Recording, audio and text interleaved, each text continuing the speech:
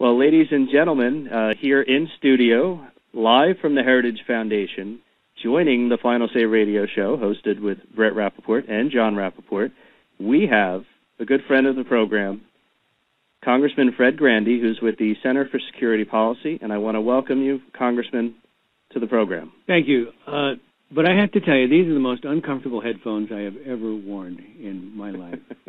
I feel as though I'm in some kind of a rendition program here. What's going on? Well, if you could hear us, you could probably take them off. I think I could probably hear you, as I'm probably, 4 feet away? Okay. Oh, relief. So, now I can think. And if you want, you could... It'd be less of an issue. if you want, you could take your... Doesn't that work the other way? Lack thereof. Yeah. Okay. You feel free to take your coat off, get comfortable. No, I'm good now. Okay, I'm good now. Good. You were just, you had this pincer movement on my ears that was beginning to cramp my style. Wow. So we have a senator who had some interesting words to say. I'm going to let you bring it up. Okay. I got an email, I don't know, it was very late last night. So I contacted the Center for Security Policy and asked if you could join us today to discuss it. Mm-hmm. And Senator McCain had some interesting comments. Well, to say the least. And I would take issue with the word interesting. I think misinformed and underinformed, perhaps. Now, I don't know if you've laid out the narrative on this yet, Brett. But this is essentially in response to 5 letters that were written by 5 members of Congress collectively to the 5 inspectors general of the Departments of State, Justice, Homeland Security, Defense, and the Office of National Intelligence. The thrust of these letters was to inquire into the Inspector General office to see if they would at least conduct an investigation into the penetration of various Muslim Brotherhood organizations and individuals into these various organizations.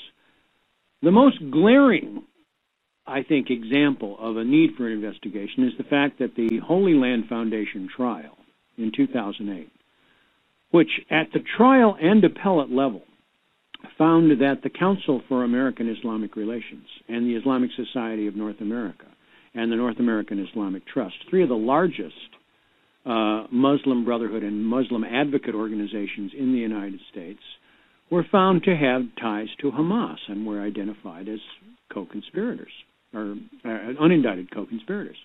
Justice Department has not only refused to continue prosecution, they haven't even provided the evidentiary material for the members of the Judiciary Committee in the House, of which Congressman Louis Gohmert and Trent Franks, 2 signatories, are members.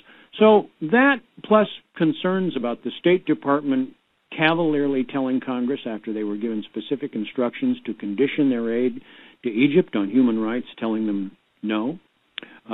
You probably have already reported on this astonishing breach of security that allowed a known terrorist, Hani Noor Eldin, a member of Gama Islamiyah, who's now a seated member of the Egyptian parliament, so I guess it's okay, came to this country and not only was given a visa and was cleared immediately with almost no vetting process whatsoever, and then welcomed to the White House to discuss the release of the blind sheikh Omar Abdul-Rahman, who was responsible for the first World Trade Center bombing, and in prison for life. Now, that, coupled with myriad other allegations, formed the basis of these letters. Senator McCain decided to take a tiny piece of this entire compendium of information, which suggested that Hillary Clinton's deputy chief of staff, a woman named Huma Abedin, who's been with the secretary since she was the first lady, had known connections to the Muslim Brotherhood through her family, principally her mother, her father, and her brother. Now, there are provisions in all of the vetting processes, whether we're talking state, justice, homeland security, whatever, that pretty specifically lay out that if you are vetting somebody for a job that involves a security clearance, you look into their family ties. That's boilerplate. That happens all the time. Yes. And this, to some degree, was what was the gist of part of this letter. But Senator McCain essentially made this the whole thrust of his remarks and said, you can see what they're trying to do. They're casting aspersions on this poor woman. and this is nothing more than character assassination. And it's a complete and grotesque distortion of what these 5 members are trying to do. All they're asking to do is acquit their congressional responsibility, which is to conduct oversight over the executive branch of the government. And you tell me, just on what I've told you so far, whether or not they have reasonable grounds to ask for an investigation. Well, that's what this is about. It's not about whether or not Huma Abedin is a good person or a bad person or a covert operative or even related to them. It is more about getting the inspectors general, the ombudsman of these federal agencies to look into these activities and report back. I think they're being responsible and reasonable. Well, unfortunately, this really began with a huge ad hominem attack by Keith Ellison, who was a member of Minnesota's congressional delegation, along with Michele Bachmann. Yes, I gather they're not friends. No, to say the least. But in any event, and of course, he has been a very strong advocate for the rights of Muslims. What he would advocate would be civil rights, and what I would argue would be essentially a way to insulate the Muslim Brotherhood from criticism. But all that setting aside, he did a 2-page letter to these members, a page of which was devoted to attacking my boss, Frank Gaffney. Okay? So take that for what it is. Michele Bachmann responded with a 16-page rebuttal, laying out all of these charges and all of the reasons for the investigation. And none of that was cited in Senator McCain's argument, nor the interview that Keith Ellison did with Anderson Cooper, or any of the other media that is now piling on Congresswoman Bachmann and Gohmert and Franks and Congressman Rooney and Westmoreland. So these folks are patriots, and they need to be supported. And the people that listen to your show need to let them know that they support the execution of their constitutional duties. Well, they're piling on the names you just mentioned because these are the great conservatives. Well, there's that. Amongst the great conservatives in Congress. And it seems that there is a disconnect in the majority of the media in looking at these issues. Oh, sure. But I have to tell you this. There's also a separation within the conservative movement as to how much or how little we should investigate these organizations. There is a whiff of Islamophobia even within the ranks of the far right, and to even talk about the ideology of radical Islam or the evidence that we have that they are very hostile to non-Muslim minorities and to women, and are in many cases bent on establishing a Sharia caliphate around the world. To even talk about that, even in as supposedly as erudite a context as the floor of Congress or congressional hearings, is immediately branded as bigoted, Islamophobic, and racist.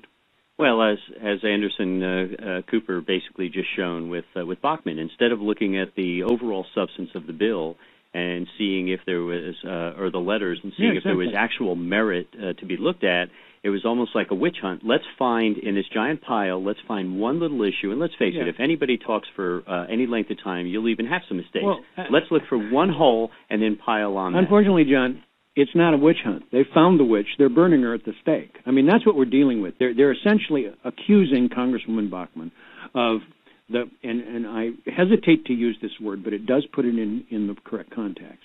The word that you always hear from people like Keith Ellison and others is this is McCarthy-esque kind of stuff.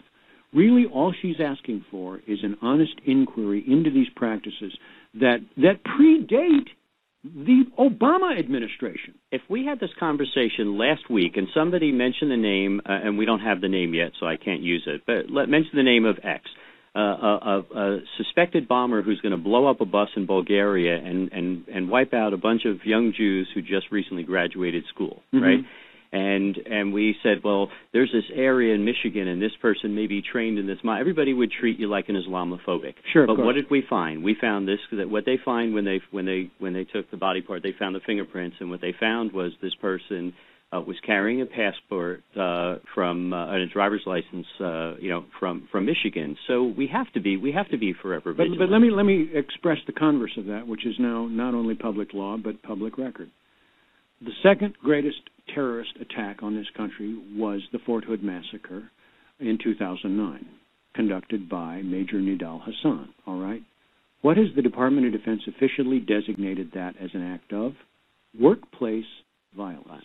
There is no mention of the ideology that Major Hassan used to perform this act, even though we know he had repeated communications with Anwar al-Awlaki, all right, the guy we took out with a drone attack. So do you at least begin to understand the frustration that at least 5 members of Congress had when they said to the Inspector General of the Department of Defense, what's up? And not only are they having frustration, but I'm sure other members are refraining from saying things Absolutely. Because they understand what will happen if they I was just up on the hill today. That's a good point, Brett. I was just up on the hill today, and there is quiet support for Congresswoman Bachmann and her colleagues, but what they need is vocal backup. We stand with you in this endeavor, and unfortunately, having been a member of that body myself, that usually is rare. And it's a shame that we're too often afraid to use the processes and the organizations and the institutions within government to affect change in a way that actually protects us. But they use it against us all the time. Look at the lawsuit that was just filed. You brought up al-Awlaki, right? Mm-hmm. His family is filing a lawsuit now against individuals at the Pentagon and the CIA because we unfairly targeted them. Well, I suspect he'll collect damages at some point. I mean, the State Department was quick to defend allowing Hani Noor el-Din in the country. Said, "Hey, it's a new day in Egypt. We got to meet new people." It sounded like a dating service. It sounded like Match.com. I had the same thought. 3 U.S. citizens killed by drones. We're going to be paying billions for that. Yeah. Now, you brought up another point. As far as the Muslim Brotherhood goes, if you go back in history, the Muslim Brotherhood themselves, or the beginning of the rise of Nazism, this isn't exactly a very peaceful entity that we're talking about. Well, no, they supported the Nazis. Oh, of course they did. They, as a matter of fact, the Grand Mufti of Jerusalem, I believe his name is Amin al-Husseini, was not only a supporter of Hitler's, he was involved in pogroms. And by the way, he's the only war criminal that returned in triumph to his native land, because he returned, I want to say Jordan, but it might have been Syria, but somewhere in the Middle East, he returned to a hero's welcome and immediately began to campaign against the creation of the State of Israel. Right, and that entire region has been up in arms ever since. Since you brought up the history, let me just include this in the portfolio of arguments that was made in the letter to the Inspector General at State. They wanted to know why it is that Tariq Ramadan, who is the grandson of Hassan el-Banna, the founder of the Muslim Brotherhood, and Ramadan himself has been banned from this country by the Bush administration, was suddenly reinstated by the Obama administration at Secretary Clinton's request. Now, again, they just want an answer to that question. They want to know what Tariq Ramadan has done to rehabilitate. Has he eschewed Muslim Brotherhood doctrine? Not to my knowledge. So how come all of a sudden he is now welcome when he was persona non grata 4 years ago? What I don't understand is I would expect that from the Obama administration. I wouldn't expect that from Hillary Clinton, and it's surprising the things that have been happening in the last few years. I guess I would take issue with you. Well, no, I understand. I understand where Hillary's coming from, but I never thought she was as bad as she's been. Well, I don't know if she's getting pressure from above or whether this is her own initiative, and I don't know, because this is one of the questions that was raised. Well, she's doing it. If you don't believe in it, you step down. But who is putting those suggestions in her ear? Is it possible her deputy chief of staff has some influence in this regard? We don't know. We may never know. And that is a tiny piece of this overall investigation, which now may be scuttled thanks to Senator McCain's, I think, clumsy intrusion. That's a good word for it. Well, sadly, we ended up with Barack Obama, but when I look at many of the things that Senator McCain has done, I think he's long overstayed his welcome from being a war hero, and he's been making a lot of mistakes lately. When I first saw this statement on the floor, because obviously we were covering it at the Center for Security Policy, I said, I'll never find a better argument for term limits than this. I have to mention this. I went to the Bloomberg Defense Summit about a month ago, I think it was. And I was there for 8 hours listening to all the different panels and discussions on defense. And Senator McCain was one of the speakers. And unfortunately, when the senators come out to speak, they're so afraid to say something and get to a point. It's all so political in how they craft their words. Mm-hmm. And then several members of Congress in both parties had come to speak later on in the program, and they did a wonderful job. And it makes me think that I love what happens in the House, that it's a 2-year process. Mm-hmm. You run for re-election. There is a lot of turnover. And it's not this almost permanent fixture that once you're in the Senate, you sort of become jaded, well, I think. As a former member of the lower body, I had usually nothing but contempt for the Senate when I was a member. And they returned, and I could understand why. They returned the favor, but it's true, I think.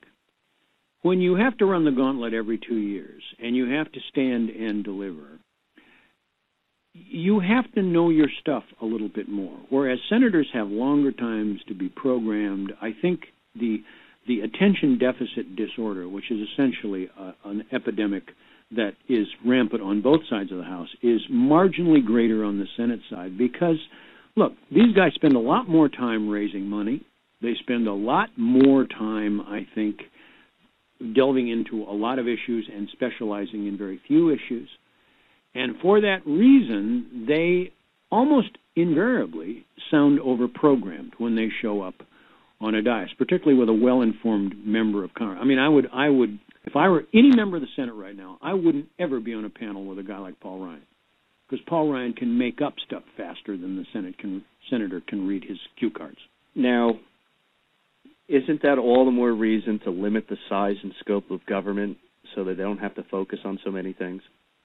Well, meaning what? Term limits or no, just the smaller overall House of Representatives? No. Just the overall, how many things that federal government has become involved in. Oh, well, that goes without saying. I mean, you're here you to might as well not say it because nobody will right. ever listen to it. Well, because at the end of the day, you're here to discuss issues that pertain to national security, right? Yes. Defending this you country, would hope so. which is precisely the single most important thing written into the Constitution and the job of government. You would think so, but if you look at the presidential election right now, it is far down on the due list for both Barack Obama and Mitt Romney. I mean, national security issues are below, I think, energy security right now, certainly fiscal security, and to some degree, when is Mitt Romney going to show us his tax returns? I mean, what could be more important than that? Well, that's the media. Well, but that is the filter through which most people view this process. Let's be honest. Well, it's a sad state of affairs when people tend to know more about the goings-ons with the Kardashians than they do about international geopolitics or legislation that could affect their lives and the lives of their grandchildren. Because the Kardashians are easier to understand. I mean, this is a story that has a beginning, middle, and an end. Most of what Congress does only has a middle. They get stuck somewhere, and then they, as we used to say, come to no resolution thereon, which means we'll wait until the election's over, and then we'll start the process all over again, and you'll still be screwed. I mean, I'm a co-conspirator here. I used to do this for a living, so I think I'm equipped to talk about this. But unfortunately, now, your point, John, is that I think what we're reaching is a kind of statute of limitations in public fatigue. I think, and the 2010 election, I think, was an example of that. That they essentially said, we're mad as hell and we're not going to take it anymore. Whether or not that is replicated in this election, I don't know, because I'm not so sure the fatigue isn't outweighing the anger right now. Well, when you bring up fatigue, look at how hard and how loud the American people screamed against health care, and it still passed. And it's still law, and then we have a Supreme Court decision that comes out. I know. And it doesn't help. I know, but I used to fight these wars. When I was a member, it was Clinton Care that we were dealing with. Right. And one of the things that is astonishing me is the terms of the agreement are a little different, but the argument is the same.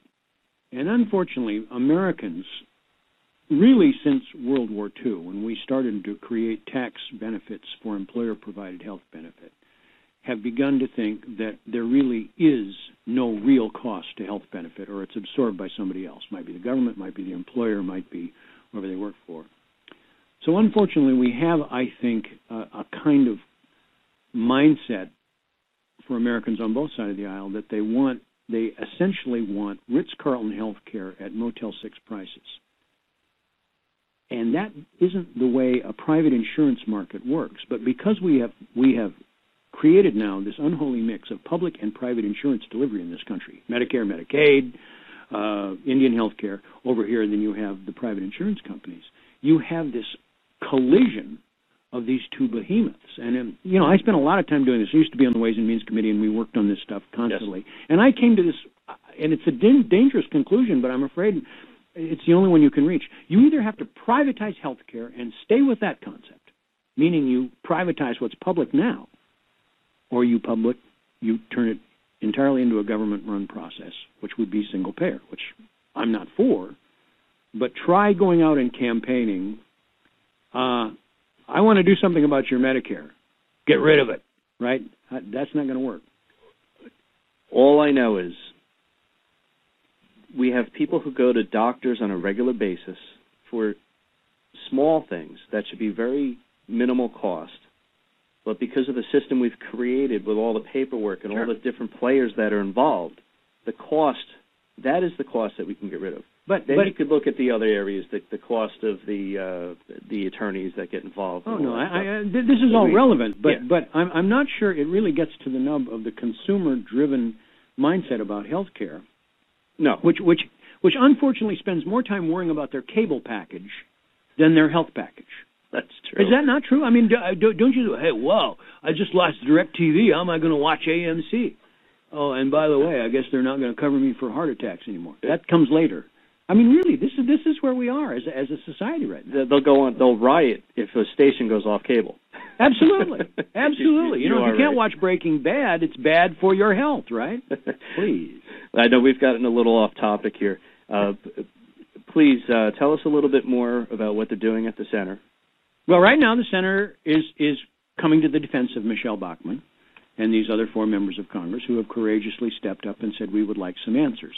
And you probably know, because I think we talked about this on the program before, some of the research that we provided that was used, part but not entirely, came out of a 10-part course that we have presented online called the Muslim Brotherhood in America, which does lay out the penetration of these various organizations and individuals, and is part and parcel of their argument. Not entirely. Now, because a guy like Frank Gaffney has been fighting these wars for 25 years and is considered radioactive by the other side, he immediately becomes the center of the bullseye when something like this comes up. But we have spent a lot of time, in addition to warning against the deep cuts in defense, and one of our most recent initiatives was to try to keep the Senate from ratifying the Law of the Sea Treaty, which we succeeded in doing. And this is another part of our portfolio, is to alert our government and our society about the agenda of the Muslim Brotherhood, both here and on the other side of the world. And if what's happening in Egypt and Syria and Libya and Tunisia does not give you an idea of what their agenda is, then you better get your cable package fixed, because it's going to be very bad for your health. Yeah. Well, definitely very worthy things that you guys are doing at the Center for Security Policy. Another interesting thing, you guys have done a great job supporting some of the veterans organizations. And always will. Groups. Yeah, and always that's will. fantastic. Well, I mean, because they've supported us, right? Yes. Yeah, but I would still privatize veterans' health care. I would, because I would give these guys vouchers and I would send them to any hospital in the country, because I think, unfortunately, at least when I was still a member, a lot of the veteran facilities were subpar. And by the way, that was brought up at the Defense Summit that I attended, and they said that would also, by doing so, would reduce the cost but also deliver better care. I would also tell you that when I advanced that in my own district as a member, I would usually face gunfire. I mean, that was terribly unpopular with veterans. Yeah. Unpopular from the veterans. They hated it. They wanted to go to their veterans' hospitals because there was a certain community that they would have there. And I said, that's what Legion halls are for.